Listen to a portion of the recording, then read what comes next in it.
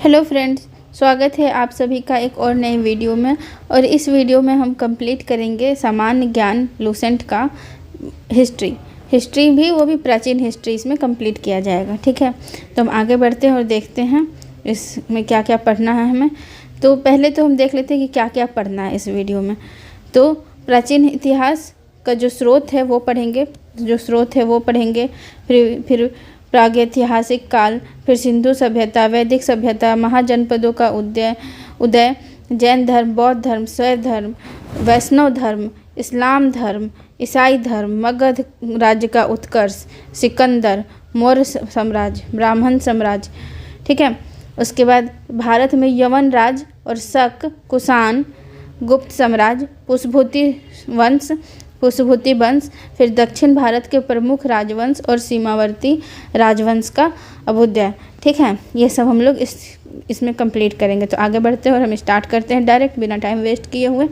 आप इस वीडियो को लाइक कर दीजिएगा, चैनल को सब्सक्राइब कर दीजिएगा अगर सब्सक्राइब नहीं किया है आपने, और हमें थोड़ा सपोर्ट कीजिएगा, अपने दोस्तों में शेयर कीजिएगा ताकि हमारा चैनल को ग्रोथ मिले। चलिए तो आगे बढ़ते हैं, बस इतना ही। तो भारत का इतिहास, तो हम इसको पढ़ते हैं डायरेक्ट। ठीक है, तो फ्रेंड देखिए, उत्तर में हिमालय से लेकर दक्षिण में समुद्र तक, उत्तर में कहाँ से, हिमालय से लेकर, और दक्षिण में कहाँ, समुद्र तक फैला उपमहाद्वीप भारतवर्ष के नाम से ज्ञात है। किस वर्ष के, भारतवर्ष के नाम से ज्ञात है। इसे महाकाव्य कौन सा है बताइए। महाकाव्य हम लोग बोलते हैं रामायण और महाभारत को। ठीक है, महाकाव्य तथा पुराणों में भारतवर्ष कहा गया है, अर्थात भरत का देश। क्या कहा गया है, भरत का देश कहा गया है। तथा यहाँ के निवासियों को भारती, क्या कहा गया है, भारती, अर्थात भारत की संतान कहा गया है। ठीक है दोस्तों, तो आगे बढ़ते हैं। यूनानी इसको क्या कहते हैं, यूनानियों ने भारत को इंडिया तथा मध्यकालीन मुस्लिम इतिहासकारों ने इसे हिंद अथवा हिंदुस्तान से संबोधित किया था। भारतीय इतिहास के अध्ययन की सुविधा के लिए, भारतीय इतिहास को हम अध्ययन करते हैं उसकी सुविधा के लिए हम इसे 3 भागों में बांटते हैं, प्राचीन भारत, मध्यकालीन भारत और आधुनिक भारत। ठीक है फ्रेंड, तो हम यहाँ पर एक चीज़ देखें क्या क्या नाम दिया गया है। एक तो भारतवर्ष नाम है, दूसरा यूनानी जब आते हैं तो इसको इंडिया कहते हैं, यूनानी क्या कहते हैं, इंडिया कहते हैं। और मुसलमान जब आते हैं, मध्यकालीन मुसलमान इतिहासकार इसको क्या कहते हैं, हिंदुस्तान कहते हैं। ठीक है, और ऐसे इसका नाम भारतवर्ष है। तो याद रखेंगे, यूनानी क्या कह रहे हैं, इंडिया कह रहे हैं, और एमएच मतलब मुसलमान क्या कह रहे हैं, हिंदुस्तान कह रहे हैं, याद रखिएगा। नेक्स्ट है कि आगे बढ़ते हैं, प्राचीन भारत। अब हम स्टार्ट करते हैं प्राचीन भारत को। तो कैसे चलता है प्राचीन भारतीय इतिहास का विषय, प्राचीन भारत इतिहास के विषय में जानकारी मुख्यतः 4 स्रोतों से मिलती है। 4 स्रोत कौन कौन से हैं, एक तो धर्म ग्रंथ, दूसरा ऐतिहासिक ग्रंथ, तीसरा है विदेशियों का विवरण, और चौथा है पुरातात्विक संबंधित साक्ष्य। ठीक है, धर्म ग्रंथ एवं ऐतिहासिक ग्रंथ से मिलने वाली महत्वपूर्ण जानकारी क्या क्या है बताइए। धर्म ग्रंथ और ऐतिहासिक ग्रंथ से मिलने वाली महत्वपूर्ण जानकारी है कि भारत का सर्वप्राचीन धर्म ग्रंथ वेद है। क्या है, सर्वप्राचीन धर्म ग्रंथ क्या है, वेद है।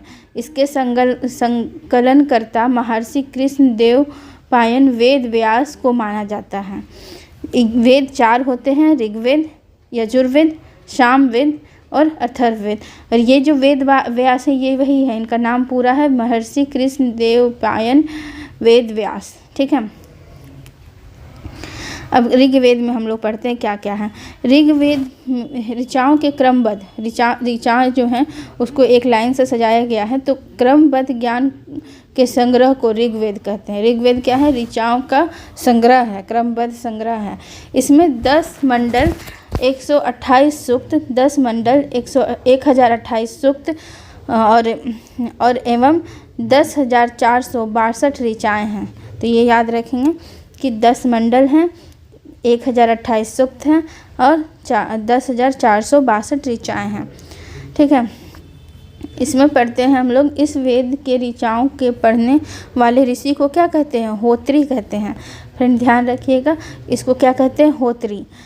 अब इस वेद से आर्य के राजनीतिक प्रणाली एवं इतिहास के बारे में जानकारी मिलती है। तो किसके बारे में जानकारी मिल रही है? आर्य के क्या मिल रही है? राजनीतिक प्रणाली एवं इतिहास के बारे में जानकारी मिल रही है। ठीक है। विश्वामित्र द्वारा रचित क्या है? विश्वामित्र कौन रचा है? विश्वामित्र द्वारा रचित ऋग्वेद के थर्ड मंडल में सूर्य देवता सावित्री को समर्पित प्रसिद्ध गायत्री मंत्र है। तो तीसरे मंडल में क्या है? गायत्री मंत्र सूर्य देवता को समर्पित है। ठीक है, याद रखेंगे। और इसके 90वें मंडल में देवता सोम का उल्लेख है। तो क्या क्या हम लोग पढ़े? विश्वामित्र द्वारा रचित ऋग्वेद में तीसरे मंडल में सूर्य देवता सावित्री को समर्पित क्या है? गायत्री मंत्र है। और 9वें मंडल में क्या है? देवता सोम का उल्लेख है। इसके 8वें मंडल की हस्तलिखित, हाथ से लिखा हुआ जो ऋचाएँ हैं उसको क्या कहा जाता है? खिल कहा जाता है। क्वेश्चन पूछा गया है तो इसको आप ध्यान रखेंगे कि हाथ से लिखा हुआ जो चीज़ है 8वें मंडल में उसको खिल कहा जाता है। चतुर्वर्ण समाज की कल्पना आदि का स्रोत 4 वर्ण जो है वो कहाँ से हमें मिलता है? तो ऋग्वेद के 10वें मंडल से मिलता है। तो तीसरे मंडल से क्या मिल रहा है? गायत्री मंत्र। 9वें मंडल से देवता सोम का उल्लेख। और 8वें मंडल में जो हाथ से लिखा गया है ऋचाएँ उसको खिल कहा गया है। और ऋग्वेद में 10वें मंडल में जो क्या है? चतुर्वर्ण समाज की कल्पना को दिखाया गया है। 10वें मंडल में वर्णित पुरुष सूक्त है जिसके अनुसार 4 वर्ण हैं। कौन कौन है 4 वर्ण? ब्राह्मण, क्षत्रिय, वैश्य और शूद्र। आदि पुरुष ब्रह्मा के क्रमशः, जैसे ब्राह्मण मुख से निकले हैं, क्षत्रिय भुजा से निकले हैं, वैश्य जंघाओं से निकले हैं और शूद्र चरणों से निकले हैं। तो इसको ध्यान रखिएगा 4 वर्ण कौन कौन से और किस मंडल में हैं। धर्मसूत्र 4 प्रमुख जातियों की स्थिति। 4 प्रमुख जाति जो भी है धर्मसूत्र 4 प्रमुख जाति की स्थिति, व्यवसाय, दायित्व, कर्तव्य तथा विशेष अधिकारों में स्पष्ट विभेद करता है। वामना अवतार के 3 पग, जो वामन अवतार थे विष्णु जी के, उसके 3 पग का आख्यान प्राचीनतम स्रोत कहाँ मिलता है? ऋग्वेद में मिलता है। ठीक है। ऋग्वेद में इंद्र के लिए 250 तथा अग्नि के लिए 200 रचनाएं की गई हैं, ऋचाओं की रचनाएं की गई हैं। तो इससे क्या निकलता है कि इंद्र उस समय के इम्पोर्टेंट देवता थे। प्राचीन इतिहास के साधन के रूप में वैदिक साहित्य में ऋग्वेद के बाद शतपथ ब्राह्मण, इसके बाद कौन आता है? ऋग्वेद के बाद शतपथ ब्राह्मण आएगा। ऋग्वेद के बाद शतपथ ब्राह्मण, ठीक है, का स्थान है। यजुर्वेद, अब यजुर्वेद क्या है? सस्वर पाठ के लिए मंत्रों तथा बलि के समय अनुपालन के लिए नियमों का संकलन यजुर्वेद कहलाता है। क्या कहता है? सस्वर पाठ के लिए मंत्र पढ़ रहे हैं हम लोग, और बलि के समय अनुपालन, मतलब बलि जब दे रहे हैं उस समय अनुपालन किया गया जो नियम है उसका संकलन यजुर्वेद कहलाता है। क्या क्या करा रहा है? मंत्र और बलि। इसके पाठ्यकर्ता को अथर्वण कहते हैं। अब बताएंगे आप लोग कि ऋग्वेद के पाठकर्ता को क्या कहते हैं। ठीक है, ऋग्वेद के पाठकर्ता को क्या कहते हैं? यह एक ऐसा वेद है जो गद और पद दोनों में लिखा गया है। याद रखेंगे, दोनों में लिखा गया, गद और पद में लिखा गया जो वेद है वो कौन सा वेद है? तो ये है यजुर्वेद। अब सामवेद पे हम लोग आते हैं। सामवेद यह गाई जा सकने वाली ऋचाओं का संकलन है। ठीक है, गाने के लिए है। ठीक है, इसके पाठ्यकर्ता उद्धात्री कहते हैं। इसे भारतीय संगीत का जनक कहा जाता है। क्या कहा जाता है? इसे भारतीय संगीत का जनक कहा जाता है। अथर्ववेद अथर्वा ऋषि द्वारा रचित इस वेद में रोग निवारण क्या क्या है? देखो, रोग निवारण, तंत्र मंत्र, जादू टोना, साप वशीकरण, आशीर्वाद, स्तुति, प्रायश्चित, औषधि, अनुसंधान, विवाह, प्रेम, राजकर्म, मातृभूमि, महात्म्य आदि विविध विषयों से संबंध मंत्र क्या मिल रहे हैं, मंत्र तथा समान मनुष्यों के विचार, विश्वास और अंधविश्वास इत्यादि के वर्णन मिलते हैं। तो पूछता है कि अंधविश्वास का जो वर्णन है कहाँ मिलता है, तो वो कहाँ मिलता है, अथर्ववेद में। इसमें रोग निवारण, तंत्र मंत्र, जादू टोना, साफ वशीकरण सब इसी में मिलता है। इसमें सभा और समिति, जो सभा है और समिति को प्रजापति की 2 पुत्रियां कहा गया है। सभा और समिति, ठीक है, सभा और समिति। अभी का जो लोकसभा है और राज्यसभा है उसी तरह का यहाँ पे भी सभा व्यवस्था था, जिसमें जो लोग थे वो लोग पार्टिसिपेट करते थे कोई भी डिसीजन लेने के लिए। तो सभा और समिति को प्रजापति की 2 पुत्रियां कहा गया है। आगे बढ़ते हैं दोस्तों। सबसे प्राचीन वेद कौन सा है, ऋग्वेद और सबसे बाद का वेद क्या है, अथर्ववेद। वेदों को भली भांति समझने के लिए 6 वेदांग की रचना हुई है। अब याद रखेंगे 6 वेदांग कौन कौन से, शिक्षा, ज्योतिष, कल्प, व्याकरण, निरुक्त और छंद। याद कीजिए, शिक्षा है, फिर ज्योतिष है, फिर कल्प, व्याकरण, निरुक्त और छंद। ठीक है, आगे बढ़ते हैं। भारतीय ऐतिहासिक कथाओं का सबसे अच्छा क्रमबद्ध विवरण पुराणों में मिलता है। भारतीय ऐतिहासिक कथाओं का जो सबसे अच्छा क्रमबद्ध विवरण जो है ऐतिहासिक कथाओं का, वो कहाँ मिलता है, पुराणों में मिलता है। और इसके रचयिता लोमहर्ष और उनके पुत्र उग्रसर्वा माने जाते हैं। इनकी संख्या 18 है। पुराण की संख्या कितनी है, 18 पुराण कौन लिखा, लोमहर्ष और उनके पुत्र उग्रसर्वा। इनकी संख्या 18 है, जिसमें से केवल 5 ऐसे जो हैं वो मत्स्य, वायु, विष्णु, ब्राह्मण और भगवत पुराण में ही राजाओं की वंशावली पाई जाती है। मतलब 5 ऐसे हैं पुराण जिसमें राजाओं की वंशावली पाई जा रही है। इसमें से विष्णु पुराण में हमें क्या मिलता है, मौर्य वंश का, विष्णु पुराण मौर्य वंश। मत्स्य पुराण में आंध्र सतवाहन, और वायु पुराण में गुप्त वंश का। ठीक है दोस्तों, वायु पुराण में क्या मिल रहा है, गुप्त वंश का। पुराणों में मत्स्य पुराण सबसे प्राचीन और प्रामाणिक है। मत्स्य पुराण जो है वो प्राचीन भी है और प्रामाणिक भी है, मतलब इसका कुछ साक्ष्य मिला है, प्रमाण मिला है। ठीक है, अधिकतर पुराण सरल संस्कृत श्लोक में लिखे गए हैं। किस में लिखे गए हैं पुराण, तो संस्कृत श्लोक में लिखे गए हैं। स्त्रियां तथा शूद्र जिन्हें वेद पढ़ने की अनुमति नहीं थी, वे भी पुराण सुन सकते थे, पढ़ नहीं सकते थे क्योंकि पढ़ने आएगा ही नहीं, अनुमति ही नहीं है कोई चीज़ पढ़ने का, तो वो सुन सकते थे। पुराणों का पाठ पुजारी मंदिरों में किया करता था। कहाँ करते थे, पुराणों का पाठ जो पुजारी थे वो कहाँ करते थे, मंदिरों में किया करते थे। ठीक है दोस्तों, आगे चलते हैं। स्मृति ग्रंथों में सबसे प्राचीन एवं प्रामाणिक मनुस्मृति मानी जाती है। स्मृति पर में कौन सा है, स्मृति ग्रंथों में तो मनुस्मृति मानी जाती है, याद रखिएगा। यह शुंग काल का मानक ग्रंथ है। मनुस्मृति में क्या पाया जाता है, शुंग काल का मानक ग्रंथ। अब बताएंगे, शुंग काल से एक बहुत ही इम्पोर्टेंट राजा आते हैं, वो कश्मीर के होते हैं, और उनके समय में 4th बौद्ध संगति मतलब 4th बौद्ध संगति होता है, उनका नाम क्या था। ठीक है, ये क्वेश्चन आप बताइए, इससे आपको रिवीजन करने में हेल्प मिलेगा। आगे हम पढ़ेंगे इसके आगे, लेकिन आपको अगर याद है तो आप बताइए। नारद स्मृति कहाँ से, गुप्त युग के विषय में जानकारी देती है। गुप्त युग के विषय में कौन जानकारी दे रही है, नारद स्मृति। जातक में बुद्ध की पूर्व जन्म की कहानियाँ वर्णित है। जातक उसी को कहते हैं कि जो बुद्ध के पूर्व जन्म की कहानियाँ हैं वो उसमें वर्णित हैं। और जो स्तूपाज होते थे उसके भी मतलब जो गेट जिसको तोरण कहते हैं उसमें जातक कथाएं लिखी होती थी।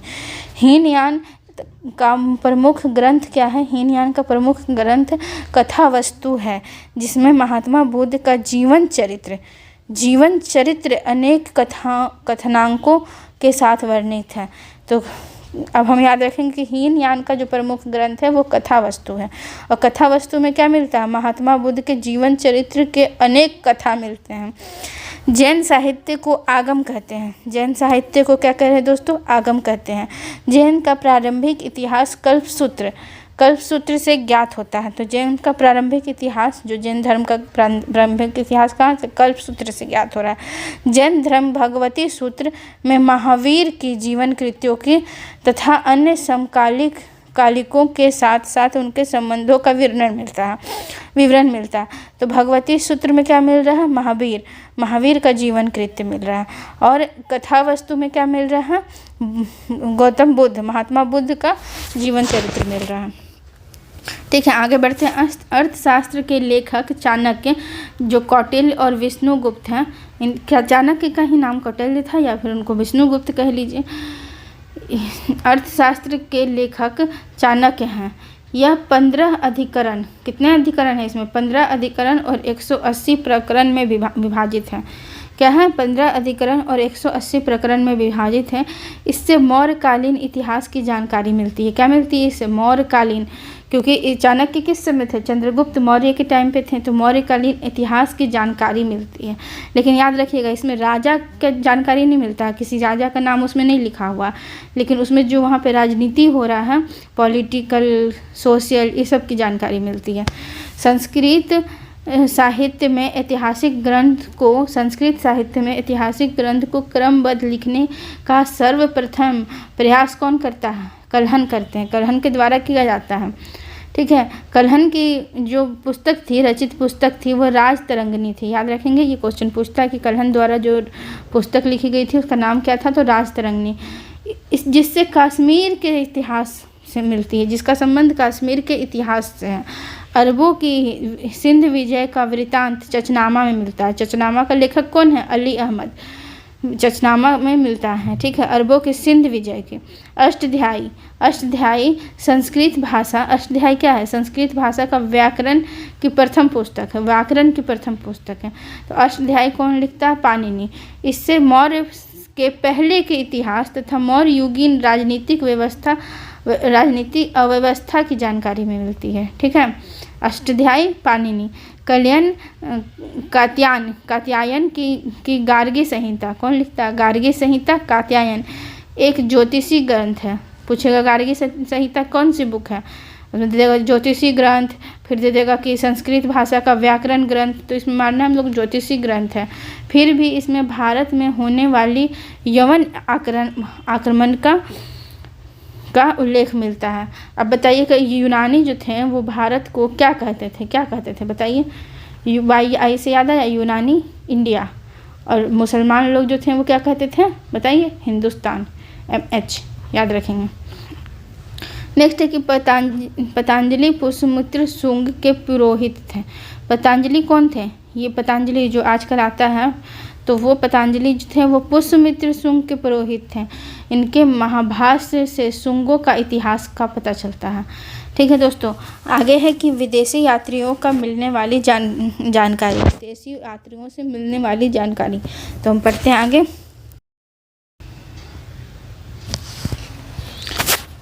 तो हम देखते हैं पहला, यूनानी रोमन लेखक में हम पहला देखते हैं टेशियस। यह ईरान का राजवैद्य था। भारत में के संबंध में इसका विवरण आश्चर्यजनक है। ठीक है, आश्चर्यजनक क्यों है? क्योंकि ये ऐसी कहानियों से परिपूर्ण होने के कारण ये अविश्वसनीय है। मतलब कि ये अजीब, मतलब दूसरे टाइप का ही बोल दिया, आश्चर्यजनक टाइप का बात करता है, तो ये अविश्वसनीय है। फिर हेरोडोटस, इसे इतिहास का पिता कहते हैं। इतिहास का पिता कौन है? हेरोडोटस कहा जाता है। इसने अपनी पुस्तक हिस्टोरिका में 5वीं शताब्दी ईसा पूर्व के भारत फारस संबंध का वर्णन किया है, परंतु इसका विवरण भी अनुश्रुतियों और अफवाहों पर आधारित है। क्या है? अफवाहों पर आधारित है। नेक्स्ट है सिकंदर के साथ आने वाले लेखक में निरियाकस, एंटियोकस और आसिटोबुलस के विवरण अधिक प्रामाणिक और विश्वसनीय हैं। ठीक है, अधिक प्रामाणिक और विश्वसनीय है।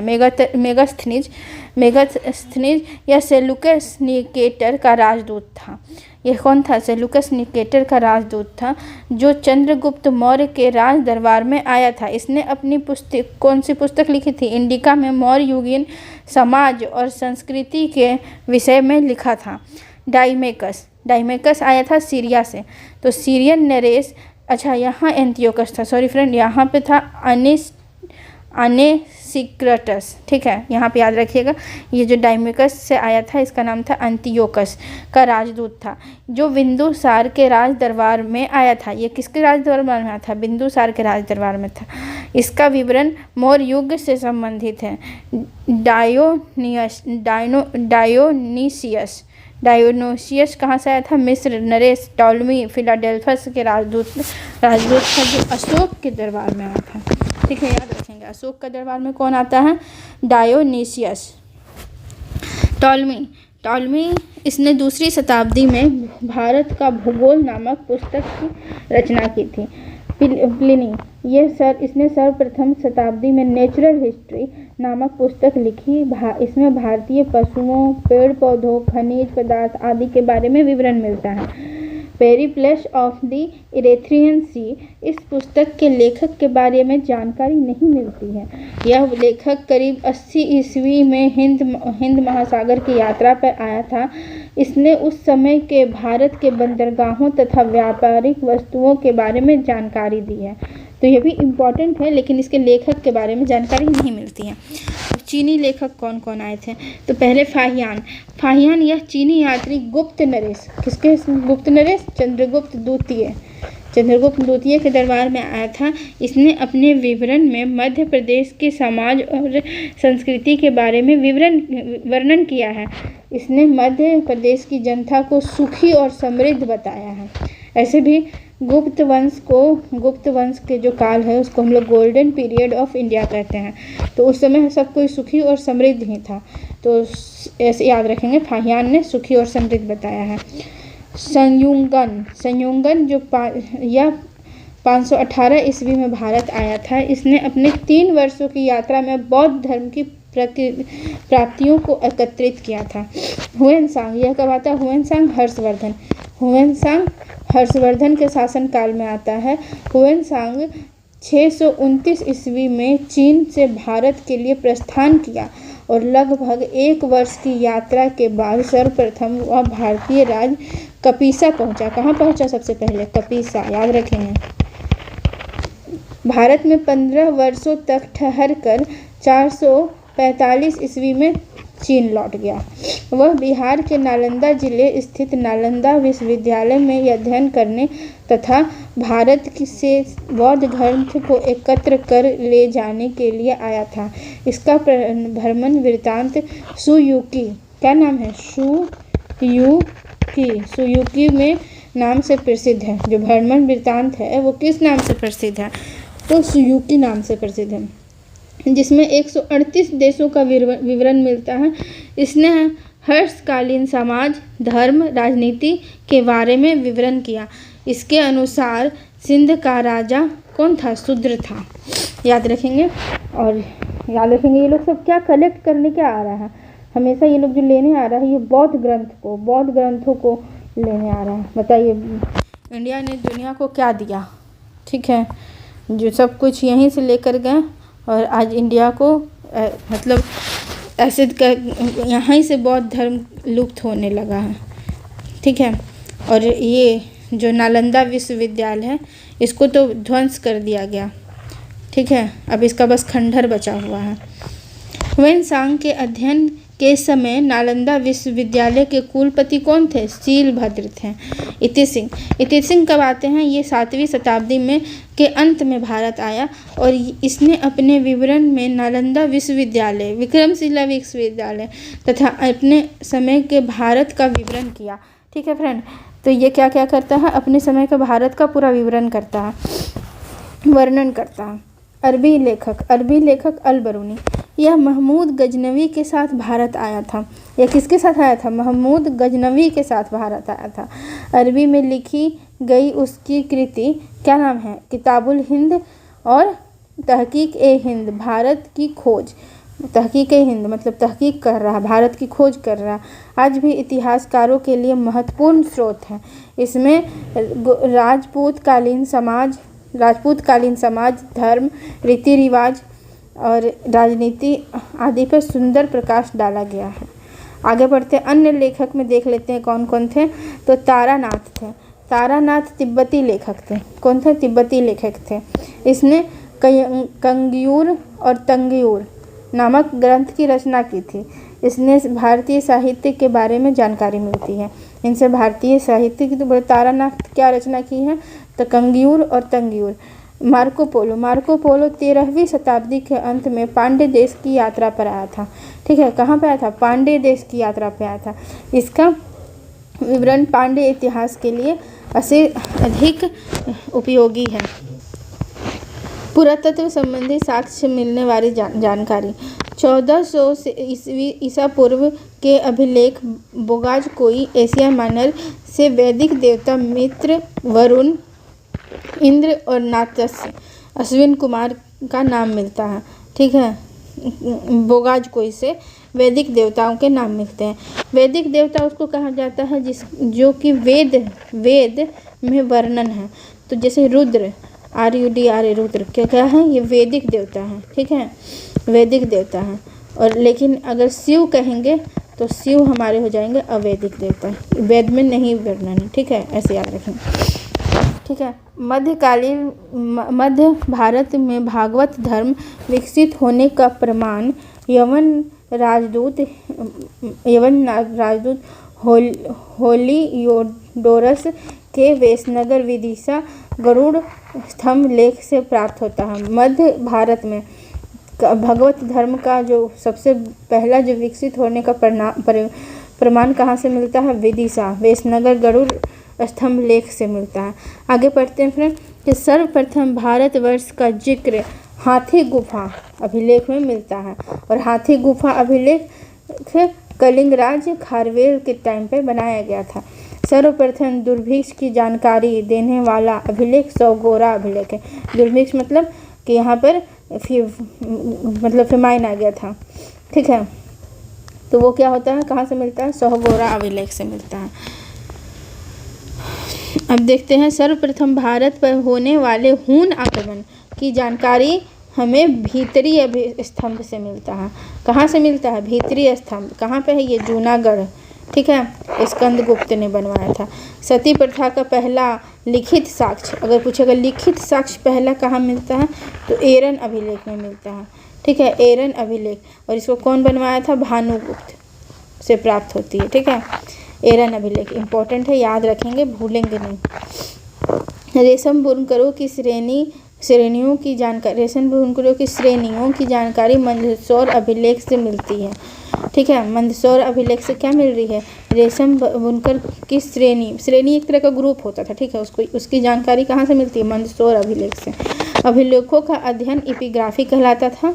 ठीक है, कश्मीर नवपाषाणिक पुरास्थल ब्रुजोहम से गर्तवास मतलब गड्ढा के अंदर घर बनाने के साक्ष्य मिलते हैं। इससे उतरने के लिए सीढ़ियाँ होती थी, इसमें उतरने के लिए सीढ़ियाँ होती थी। गड्ढा में कोई रहेगा तो सीढ़ी से ही ना नीचे उतरेगा, सीधे कूदेगा नहीं ना। प्राचीनतम सिक्कों को आहत सिक्के कहा जाता था। इसी को साहित्य में कसारपन कहा जाता था। पर सर्वप्रथम सिक्कों का लिखने का कार्य यवन शासकों ने किया था। समुद्रगुप्त की वीणा बजाती हुई मुद्रा वाले सिक्के से उसके प्रेमी संगीत होने का प्रमाण मिलता है। अरिकमेडु पौंडीचेरी के निकट से रोमन सिक्के प्राप्त हुए। कहाँ से रोमन सिक्के प्राप्त होते हैं? पौंडीचेरी निकट अरिकमेडु से हुए। अब यहाँ पे महत्वपूर्ण अभिलेख दिए हुए हैं, इसको पढ़ लेते हैं हम लोग। तो हाथी गुफा अभिलेख कलिंगराज बनवाए थे, कलिंगराज खारवेल बनाते हैं। जूनागढ़ गिरनार अभिलेख रुद्रदमन, याद रखेंगे जूनागढ़ रुद्रदमन। नासिक अभिलेख गौतमी बलश्री। प्रयाग स्तंभ लेख समुद्रगुप्त। ऐहोल अभिलेख पुलकेशिन द्वितीय, ये उस टाइम बनाया गया था जब पुलकेशिन द्वितीय ने हर्ष को हरा दिया था, तब बनवाया था। मंदसौर अभिलेख मालवा नरेश यशोधर्मन। ग्वालियर अभिलेख प्रतिहार नरेश भोज, ग्वालियर प्रतिहार नरेश भोज। भीतरी एवं जूनागढ़ अभिलेख स्कंदगुप्त। देवपाड़ा अभिलेख बंगाल के शासक विजयसेन। नेक्स्ट हम लोग चलते हैं प्रागैतिहासिक काल में। ठीक है, अब हम लोग सब स्रोत को पढ़ लिए कि कहाँ से क्या मिलता है। अब हम लोग स्टार्ट कर रहे हैं प्रागैतिहासिक काल को। तो चलिए आगे बढ़ते हैं बिना टाइम वेस्ट किए हुए। काल में मनुष्य ने घटनाओं का कोई लिखित विवरण उद्धृत नहीं होता है, उसे प्रागैतिहासिक काल कहते हैं। प्रागैतिहासिक काल किसे कहते हैं? जहाँ पे लिखा हुआ कोई भी विवरण नहीं मिलता है। मानव विकास के उस काल को इतिहास कहा जाता है जिसका विवरण लिखित रूप में उपलब्ध है। लिखा हुआ जब भी विवरण लिखा हुआ है तभी से हम लोग इतिहास मानते हैं, और जब नहीं लिखा हुआ तो हम लोग उसको प्रागैतिहासिक काल मानते हैं। अर्ध ऐतिहासिक काल उस समय को कहते हैं जिस समय लेखन कला तो प्रचलन में थी, लेकिन बाद में प्रचलन के बाद उसका उपलब्ध जो लेख थे वो पढ़े नहीं जा सके हैं, अभी भी पढ़ा नहीं जा सका है। ज्ञानी मानव किसको कहते हैं? होमोसेपियन का प्रवेश इस धरती पर आज से लगभग 30 से 40 हजार वर्ष पूर्व हुआ है। कब हुआ? 30 से 40 हजार वर्ष पूर्व हुआ है। ठीक है। पूर्व पाषाण काल के मनुष्य की जीविका का मुख्य आधार था, क्या करते? शिकार करते थे एकदम। आग का आविष्कार पूरा पाषाण काल में हुआ। ठीक है। पूरा पाषाण काल में आग का आविष्कार होता है एवं पहिए का आविष्कार नव पाषाण काल में हुआ। ठीक है, याद रखेंगे, पहले आग का आविष्कार होता है, फिर नव पाषाण काल में पहिए का आविष्कार होता है। मनुष्य में अस्थायी निवास की प्रकृति, अस्थायी निवास एक जगह सेटल होके, वो कब से आता है? नव पाषाण काल में हुई। उसने सबसे पहले कुत्ता को, मतलब जो कुत्ता है उसको पालतू जानवर बनाया। आज भी लोगों का जो कुत्ता है वो पालतू ही जानवर है, प्रिय और पालतू जानवर है। मनुष्य ने सर्वप्रथम तांबा धातु का प्रयोग किया। सर्वप्रथम कौन सा धातु का प्रयोग किया? तांबा धातु का प्रयोग किया। उसके द्वारा बनाए जाने वाले सर्वप्रथम जो औजार था वो क्या था? कुल्हाड़ी। याद रखिएगा, कुल्हाड़ी था। इस कहाँ से मिलता है? अतिरम्पक्कम था, वहाँ से मिलता है। ठीक है।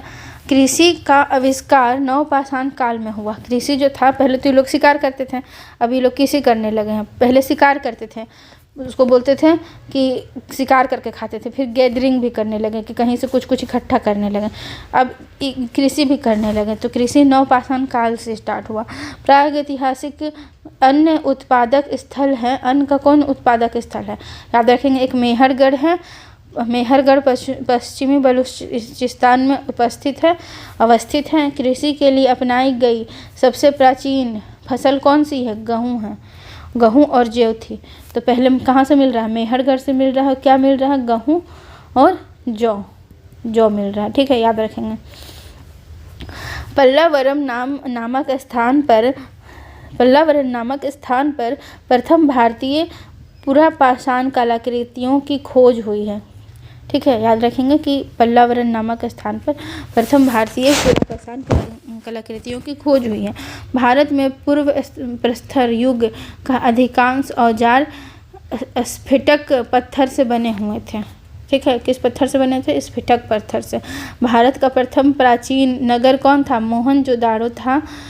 प्रथम भारत का सबसे प्राचीन नगर, सिंधी भाषा में जिसका अर्थ होता है मृतकों का टीला। क्या होता है? मृतकों का टीला। नेक्स्ट है कि रेडियो कार्बन C14 जैसी नवीन विश्लेषण पद्धति के द्वारा सिंधु सभ्यता का सर्वमान्य तिथि क्या है? 2350 ईस्वी पूर्व से लेकर 1750 ईस्वी पूर्व मानी जाती है। किसका? सिंधु सभ्यता का। ठीक है, 1750 ईस्वी पूर्व तक मानी जाती है। सिंधु सभ्यता का खोज राय बहादुर दयाराम साहनी ने की थी। सिंधु सभ्यता को प्रोटो हिस्टोरिक यानी प्राक ऐतिहासिक अथवा कांस्य ब्रोंज युग में रखा गया है। इस सभ्यता का मुख्य निवासी द्रविड़ एवं भूमध्य सागरीय थे। ठीक है, भूमध्य सागरीय थे। सिंधु सभ्यता के सर्वाधिक पश्चिम पूरा स्थल पश्चिम में क्या था? तो याद रखेंगे ऐसे करके कि यहाँ पश्चिम में था सुतकांडेगोर। पूर्व स्थल क्या था? आलमगीरपुर। अभी कहाँ? मेरठ, उत्तर प्रदेश में। उत्तर में क्या था? मांदा था। और दक्षिण में क्या था? दाइमाबाद।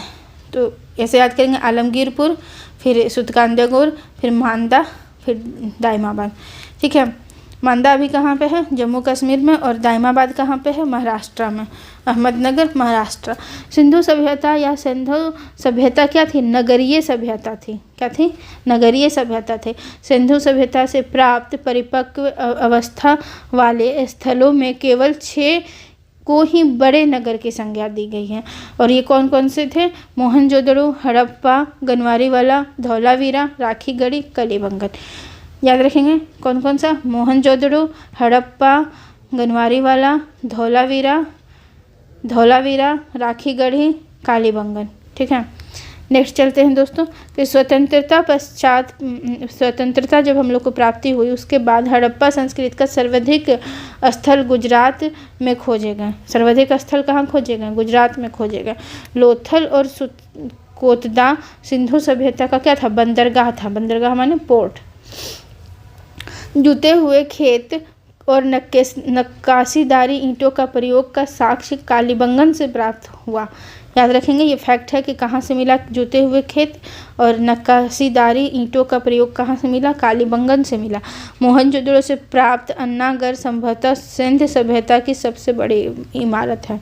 मोहनजोदड़ो से प्राप्त बृहद स्नानागार एक प्रमुख स्मारक है जिसके मध्य स्थित क्या है? एक स्नान कुंड है। और ये कितना लंबा है? तो लंबा बोलेगा तो कितना है? 11.88 मीटर है। और चौड़ा कितना है? तो 7.01 मीटर है। और गहरा कितना है ये? तो 2.43 मीटर। तो 11.72 याद रखेंगे। नेक्स्ट चलते हैं कि अग्निकुंड लोथल एवं कालीबंगा से प्राप्त हुआ था। अग्निकुंड कहाँ से? लोथल और कालीबंगा से। मोहनजोदड़ो से प्राप्त एक सील पर 3 मुख वाले देवता पशुपतिनाथ की मूर्ति मिली है। एक सील है, उस पर 3 मुख वाले देवता मिले हैं। 3 मुख वाले देवता मिले हैं और उस पर पशुपतिनाथ की मूर्ति मिली है। ठीक है, उनके चारों ओर क्या क्या है? हाथी है, गेंडा है, भैंसा है और विराजमान है। हाथी, गेंडा, चीता और भैंसा विराजमान है। चीता और भैंसा विराजमान है। ठीक है, मोहनजोदड़ो से नर्तकी की कांस्य मूर्ति मिली है। हड़प्पा की मोहरों पर सबसे अधिक एक श्रृंगी पशु का आकलन मिलता है। मनके बनाने का कारखाना चन्हूदड़ो और लोथल में था। याद रखेंगे, मनके कहाँ बन रहा है? तो लोथल में और चन्हूदड़ो में। सिंधु सभ्यता को लिपि भाव चित्रात्मक पढ़ी नहीं गई है, भाव चित्रात्मक है। ऐसे मछली बना दिया, अब इस लिपि को आदमी क्या पढ़े?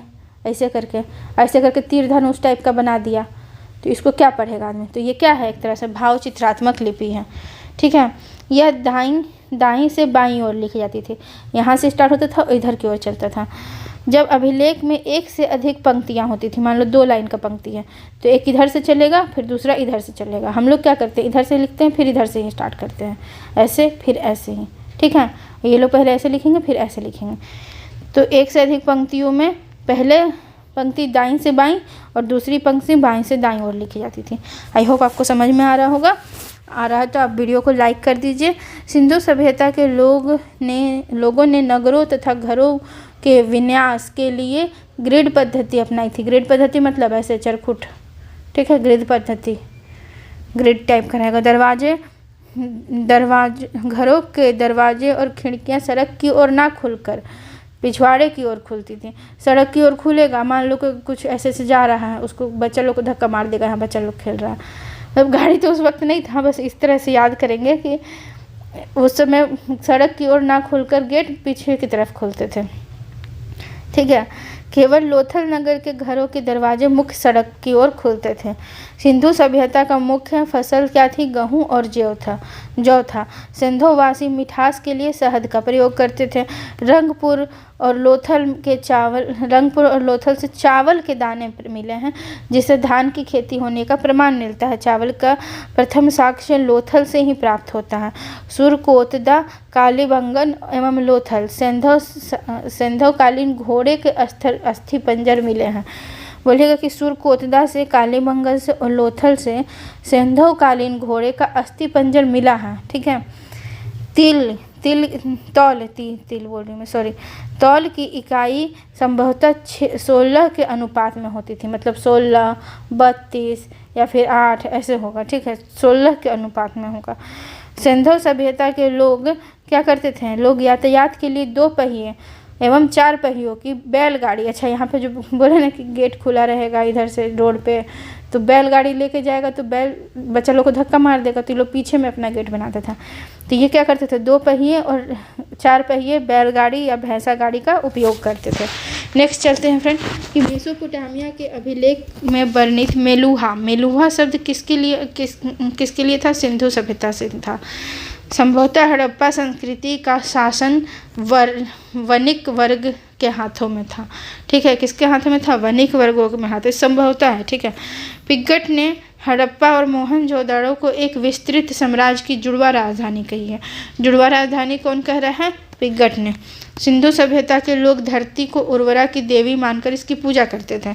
अभी भी किया जाता है धरती का पूजा, भूमि पूजन किस लिए किया जाता है? इसी के लिए। वृक्ष पूजा, शिव पूजा का प्रचलन का साक्ष्य भी सिंधु सभ्यता में मिलता है। ठीक है, वास्तविक चिन्ह स्वास्तिक का जो चिन्ह होता है, ऐसे करके ऐसे स्वास्तिक का जो चिन्ह होता है, इसका संभवतः हड़प्पा सभ्यता की ही देन है। इस चिन्ह से सूर्योपासना मतलब सूर्य की उपासना का अनुमान किया जाता है। सिंधु घाटी के नगरों में किसी मंदिर का अवशेष नहीं मिला। देखिए, पूजा वूजा हो रहा है लेकिन मंदिर का अवशेष नहीं मिला। सिंधु सभ्यता ऐसा होता होगा कि जैसे आज भी गाँव में नहीं देखते, पेड़ के नीचे एक भगवान जी को रख देते हैं और फिर पूजा कर लेते हैं, वहाँ मंदिर तो नहीं रहता है। तो इस कारण से उस समय भी वही लोग फॉलो कर रहे होंगे, तो अवशेष तो नहीं मिला मंदिर का। ठीक है, लेकिन पूजा का मिल रहा है। देखिए, वृक्ष पूजा, शिव पूजा, ठीक है, भूमि देवी की पूजा। तो नेक्स्ट देखते हैं। सिंधु सभ्यता में मातृ देवी की उपासना सर्वाधिक प्रचलित थी। आज भी हम लोग माँ का पूजा करते हैं, उस समय भी मातृ देवी की उपासना होती थी। पशुओं में कुबड़ वाला सांड इस सभ्यता के लोगों का विशेष पूजनीय था। कुबड़ वाला सांड जो ऐसे कुबड़ निकल रहता है, वो क्या था? पूजनीय था। स्त्री मृण मूर्तियाँ, मिट्टी की मूर्तियाँ अधिक मिलने से ऐसा अनुमान लगाया जाता है कि सिंधु समाज मातृसत्तात्मक थी। स्त्री मृण मूर्तियाँ मिलती, मतलब स्त्री का ही मूर्ति ज़्यादा मिल रहा है। ठीक है, तो उससे क्या लगाया जा रहा है कि वो उस समय मातृसत्तात्मक था। जो समाज था वो क्या था? मातृसत्तात्मक था। आगे बढ़ते हैं। सिंधुवासी सूती एवं ऊनी वस्त्रों का प्रयोग करते थे। क्या करते थे? सूती और ऊनी। आज भी हम लोग यूज करते हैं, अभी हम लोग बहुत सारा नायलॉन ये सब का भी यूज करने लगे हैं, लेकिन उस समय सूती और ऊनी का ही प्रयोग किया जाता था। नेक्स्ट, मनोरंजन के लिए सिंधुवासी मछली पकड़ना, शिकार करना, पशु पक्षियों को आपस में लड़ाना, चौपाड़, पासा खेलना आदि साधनों का प्रयोग करते थे। सिंधु उस समय टीवी नहीं था, तो ये सब काम करते थे ये लोग। सिंधु सभ्यता के लोग काले रंग से डिजाइन किए हुए लाल मिट्टी के बर्तन बनाते थे। अब मिट्टी जो थी वो रेड कलर की होती थी। अब इस पर ये लोग डिजाइन किस कलर से करेंगे? जैसे काला कलर से करेंगे। ठीक है, तो लाल मिट्टी पर काला डिजाइन। ठीक है, सिंधु घाटी के लोग तलवार से परिचित नहीं थे, मतलब यहाँ मार काट का कोई एम नहीं मिला, तो तलवार से परिचित नहीं थे। कालीन बंगन एकमात्र हड़प्पा कालीन स्थल था जिसका निचला स्तर सामान्य लोगों के रहने के लिए भी किले का घिरा हुआ था। ठीक है, पर्दा प्रथा और एवं वेश्यावृत्ति, देखिए क्या क्या था। पर्दा प्रथा था ही और वेश्यावृत्ति भी सिंधु सभ्यता में प्रचलित थी। मतलब एक तरफ पर्दा भी लगवा रहे हैं और एक तरफ वेश्यावृत्ति भी कर रहे हैं, तो ये प्रचलित थी। शवों को जलाने एवं गाड़ने यानी दोनों प्रथाएं प्रचलित थी। शव जो थे उनको गाड़ भी दिया जाता था या फिर जला भी दिया जाता। हड़प्पा में शवों को दफनाने, हड़प्पा में क्या कर रहे हैं? शवों को दफनाने, जबकि मोहनजोदाड़ो में जलाने की प्रथा विद्यमान थी। लोथल में, कालीबंगन में युग्म समाधियाँ मिली हैं। क्या मिली है? युग्म समाधियाँ। युग्म मतलब एक ही ऐसे समाधि है, उसमें एक जेंट्स का है और दूसरा लेडीज़ का है। ठीक है, तो युग्म समाधियाँ मिली हैं। सिंधु सभ्यता का विनाश संभवतः सबसे प्रभावी कारण बाढ़ था। पूछेगा सबसे प्रभावी कारण क्या था? तो बाढ़ था। आग में पकी हुई मिट्टी को टेराकोटा कहा जाता था। क्या कहा जाता था? टेराकोटा। सिंधु सभ्यता उसमें प्रमुख स्थल कौन से? नदी, उत्खननकर्ता और वर्तमान स्थिति। चलिए पढ़ लेते हैं। तो हड़प्पा कौन सी नदी के किनारे थी? रावी नदी के किनारे। इसके उत्खननकर्ता कौन थे? दयाराम साहनी 1921 में, और फिर रूप वत्स, पाकिस्तान का मोंटोगोमरी जिला। ठीक है, कहाँ मिला है? ये कहाँ पे है? मोंटोगोमरी जिला में। ठीक है दोस्तों, मोहनजोदड़ो सिंधु राखनदास बनर्जी, मोहनजोदड़ो कहाँ मिला? सिंधु नदी के किनारे। नाखरदास बनर्जी ने किया है 1922 में, पाकिस्तान के सिंध प्रांत का लड़काना जिला। चन्हूदड़ो सिंधु नदी के किनारे। गोपाल मजूमदार 1931 में, सिंध प्रांत पाकिस्तान में। देखिए सब पाकिस्तान में चल जा रहा है।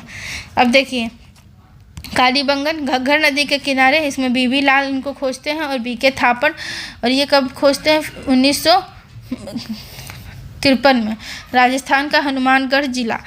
और कोट दीजिए सिंधु सभ्यता फजल अहमद, और सिंधु घाट मतलब सिंधु नदी के किनारे फजल अहमद, और सिंध प्रांत और खैरपुर स्थान। इतना याद नहीं करना, बस इसका यही याद कर लीजिए कि कौन सा नदी के किनारे मिला है, क्योंकि नदी के किनारे ज़्यादा पूछता है।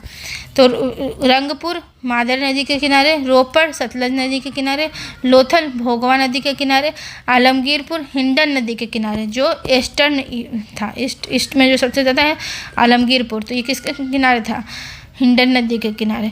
सुतकांदेगोर जो यहाँ पे तो था आलमगीरपुर, यहाँ पे था सुतकांदेगोर, तो ये कौन सा, दास्क नदी के किनारे। और बनमाली रंगोई नदी के किनारे, और धौलावीरा भी रंगोई का पता नहीं चला कौन सा नदी के किनारे। ठीक है, आगे बढ़ते हैं, देखते हैं वैदिक काल का विभाजन 2 भागों में। अब हम लोग वैदिक सभ्यता पढ़ेंगे। ठीक है, तो क्या हम इसको दूसरे वीडियो में कंप्लीट करें कि इसी में कंप्लीट करें? तो चलते इसको दूसरे वीडियो में करेंगे, तब तक आप जो टॉपिक अभी पढ़ाया गया उसको रिवाइज कीजिए। ठीक है दोस्तों, तब तक के लिए बाय। नेक्स्ट वीडियो में हम लोग वैदिक सभ्यता से आगे बढ़ेंगे।